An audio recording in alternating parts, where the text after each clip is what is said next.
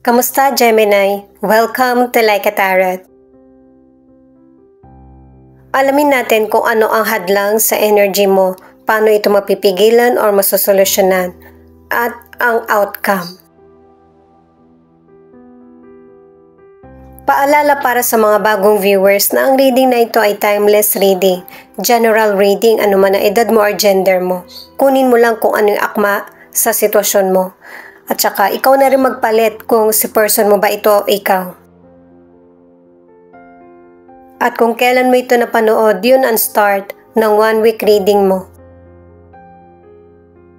Ang reading din na ito ay para sa mga person na may pagkalito or takot sa mga sitwasyon na di mo nasusolusyonan o di mabigyan ng desisyon. The Moon, the Sun, Ace of Wands. Pinapakita sa mga cards na kung ano man yung naging hadlang sa energy mo ay marami kang natutunan. Nagkaroon ng clarity itong tatlong cards na ito ay nagsasabi, at saka mahirap din na lesson ang mga napagdaanan mo.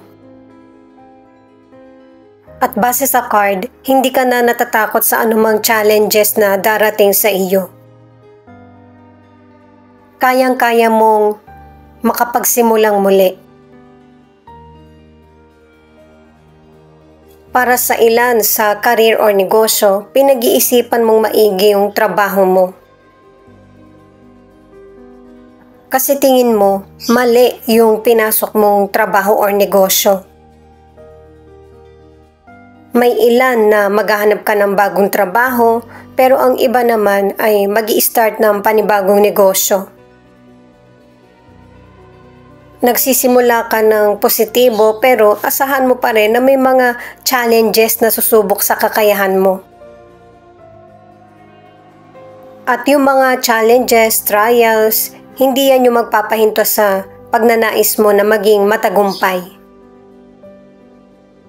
Tama yung nararamdaman mo na merong maganda kang kapalaran sa career or negosyo. Nakadalawang cards ka na. Kasi pinapakita sa mga cards na may mga Gemini na hindi ka basta-basta nag-give up. Nag-iiba ka ng direksyon kapag katingin mo walang pag-asa yung situation. Sa career man, sa negosyo or love. Para sa ilan na nasa relationship, ano man yung ginawang lihim sa'yo ng person mo or panlilin lang, malalaman mo ito. Nang maaga o kaya nang malinaw kung ano yung nangyayari sa person mo. At ang nakakabuti rito ay naagapan mo kung ano yung makakapagpasira sa inyo sa relasyon. Para sa ilan na single, ready ka man or hindi, ibibigay ng universe ang person na nakalaan para sa iyo. Kaya imbis na tumaliwas ka sa plano ng universe sa iyo, ay tanggapin mo kung sino yung dumarating. Kilalanin mo. Dahil sa mararamdaman mo na itong person na makikilala mo ang magbibigay sa iyo ng pangmatagalan na relasyon.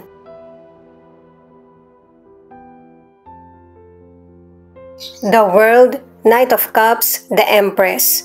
Ito naman yung paano mapipigilan yung hadlang na energy or masusolusyonan. Pinapakita sa mga cards na masusolusyonan mo yung mga challenges dahil sa sinisikap mo na makasurvive sa mga nangyayari sa buhay mo.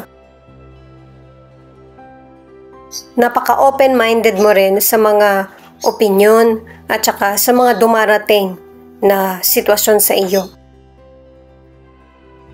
Natututo ka sa sarili mo at saka sa mga nasa paligid mo. Kahit gaano man kahirap ang sitwasyon. At saka pinapaalalahanan ka rin na kapag ka meron kang naririnig na sitwasyon, huwag masyadong maging sensitive. Pairalin ang fairness para hindi ikaw yung maiipit sa sitwasyon. Sa financial, ang ilan sa inyo, mas mapapatatag mo pa to or mapapalago. Lalo na kung nasa ibang bansa ka. Kahit na merong mahirap na sitwasyon na pinagdaraanan ang mundo natin, hindi pa rin naman naapektuhan yung kita mo. At saka, pinapaalalahanan ka ng mga cards na ibalik mo rin yung blessing na ibinigay sa'yo ng may kapal.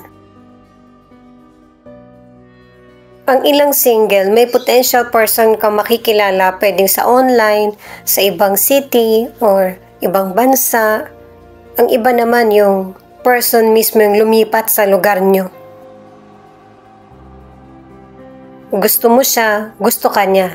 Yun yung pakiramdam ng ilang single. At posibleng mauwi sa relasyon o kaya yung tuloy-tuloy hanggang sa magpakasal kayo. Ang ilan sa relationship ay matibay yung relasyon nyo ng person mo. At saka noon at ngayon, may ilan na sweet pa rin kayo ng person mo sa isa't isa. Pareho kayo ng person mo na hindi nababago ng panahon yung nararamdaman nyo sa isa't isa. Yung relasyon ng ilan sa inyo, inilalarawan ng mga cards na tahimik at saka malalim yung pagmamahal nyo sa isa't isa.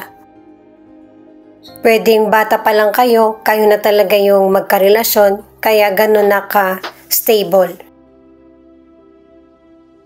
Three of Swords, Knight of Wands in reverse, King of Wands. Ito yung mga cards para sa outcome. May mga sitwasyon na nagaganap o nangyari sa buhay mo na nahihirapan kang tanggapin. Kahit na nakailang buwan nang natapos yung problema or taon na ang binilang, hindi mo pa rin makalimutan yung negative energy na naramdaman mo sa person or sa sitwasyon. Ang issue na ipinapakita para sa ilan ay patungkol sa family, sa person mo, sa career o kaya sa negosyo. Pero yung mga pinagdaraanan mo or hadlang na energy sa iyo ay masusolusyonan mo. Kasi sa unang cards pa lang, pinakita na at kahit hanggang dito. Pero yung problema kasi, katatapos mo pa lang yung sa isang problema, may dumarating na naman. Pero pinapakita rin sa bawat group of cards ay nakakayanan mo tong harapin. Para sa kalusugan, ang ilang Gemini ay komplikado yung problema mo sa health. Posibleng biglaan kang na-ospital or kailangan operahan. Pero anuman yung pagdaraanan mo ay mapapabilis ang recovery. Para sa ilan na nasa relationship, nagkakaroon kayo ng problema na nakakasakit sa damdamin mo pero hindi ito yung magiging dahilan para magkahiwalay kayo. Dahil base sa mga cards, kahit na nasasaktan ka sa sitwasyon na ito, ay minor yung problem na kinakaharap nyo. Sa sobrang pag-iingat mo na yung protektahan ang relasyon nyo ng person mo, nagiging sensitive ka. Nagkakaroon ka tuloy ng maling kaisipan kahit hindi ka naman ganitong person. Itong The High Priestess ang nagsasabi na nagagamit mo yung talas ng kutob mo. Kasi nakakaramdam ka na pwedeng maulit yung situation sa inyo ng person mo. Yung mga misunderstanding. Pwedeng maramdaman mo ito sa kutob o kaya mapaniginipan mo. Nakakatulong sa iyo yung lakas ng isip mo. Pero importante na makipag-communicate ka sa person mo para sa clarity. Huwag yung ikaw lang yung nag-iisip. At saka, nahihiwagaan din yung person mo sa iyo kung bakit alam mo yung nangyayari sa kanya kasi tumutugma yung mga nararamdaman mo sa ginagawa niya or ng kahit kaibigan or kakilala. Yung talas ng kutob mo ang magiging guide mo para sa mga taong nakakasalamuha mo. Ito naman yung angel number mo. 2222. Find balance, reminder of karma, have faith in the universe. Kumikilos ang universe para sa'yo kahit na may mga sitwasyon na hindi pinapaalam sa'yo or inililihim. Para sa ilang single, nagkakataon na yung taong nagugustuhan mo sa dami ng nagkakagusto sa iyo ay yung tao pang hindi seryoso yung napipili mo. Maging maingat na hindi agad-agad magtiwala sa person para hindi ka masyadong masaktan. Ang ilang single naman, posibleng ikaw yung mas older dun sa person or ikaw yung mas bata sa taong nagugustuhan mo. At may ilang single na akala ng potential person ay hindi ka interesado sa love. At napagtanto ng person na hindi pala siya yung gusto mo. Nasaktan din siya pero wala siyang choice kundi tanggapin ito. Soon, magkikita kayong muli ng person na ito. Marami nang magiging pagbabago sa kanya na ikakamangha mo. At isa itong person na to sa magiging inspirasyon mo na para lumaban sa buhay at hanapin yung true love. Ito na yung feelings ng person mo na pwedeng ipakita rin kung ano yung feelings mo. Merong napansin yung person mo na meron siyang nasabing mali or hindi mo nagustuhan. Kung kailan nag-iingat yung person na huwag ka masaktan, nagagawa pa rin niya. Nahihirapan itong person na ito kasi hindi ka mawala sa isip niya. Kahit na libangin yung sarili, ay naaalala ka pa rin niya. Bigla ka niyang naiisip. At ito yung hirap siya na iwasan or ihinto. Kung nagkahiwalay na kayo ng person na ito, mas hinahangad niya na mas yung bang pinagbutihan pa niya yung panahon na magkasama kayo or nagkakausap. Na para hindi no ang isagot mo kundi yes. Kasi sinasabi niya na dito na magkahiwalay kayo, pwedeng LDR ang relasyon nyo or tuluyan ang nagkahiwalay or may space. Nararamdaman niya pa rin yung presensya mo kahit na magkalayo kayo or hindi na nag-uusap. May mga panahon na nakakausap niya yung mga naging kaibigan nyo.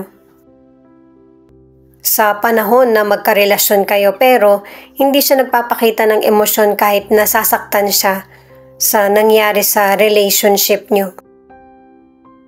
May ilan kasi na Gemini na maayos ang paghihiwalay pero ang ilan mahirap makalimot.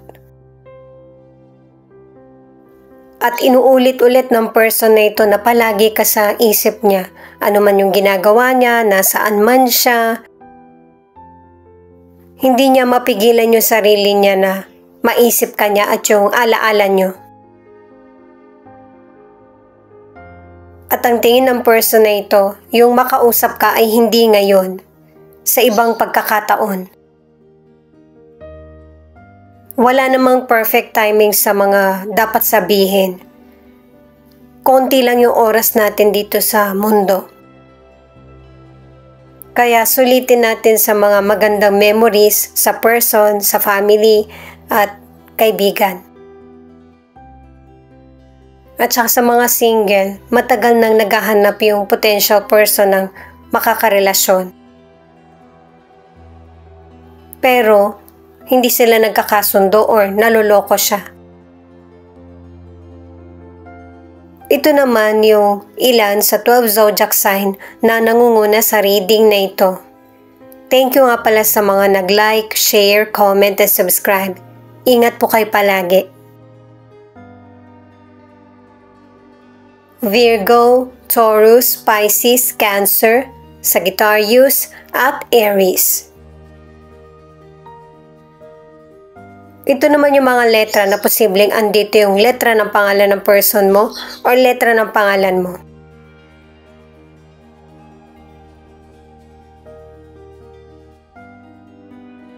F, D, Q, T, X, I, V, E, G, Y.